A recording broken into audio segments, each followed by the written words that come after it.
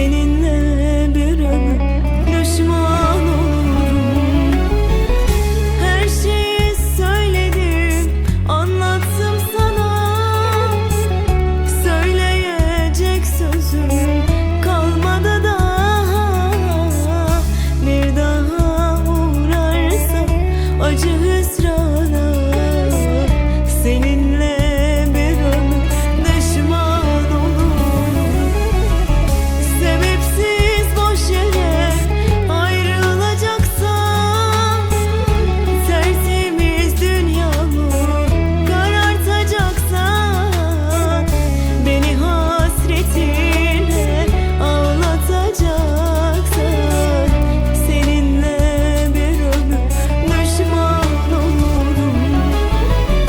Sebepsiz boş yere ayrılacaksam, tertemiz dünyamı karartacaksan, beni hasretinle ağlatacaksan, seninle bir ömür düşman olurum.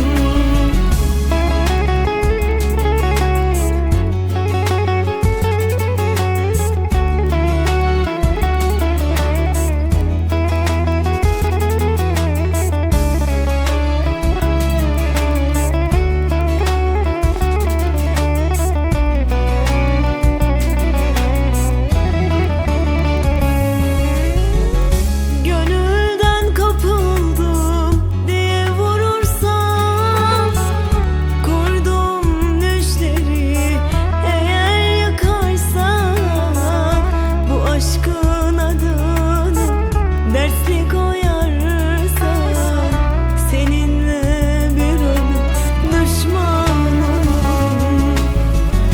Sebepsiz boş yere ayrılacaksam, tertemiz dünyamı karartacaksan, beni hasretinle ağlatacaksan, senin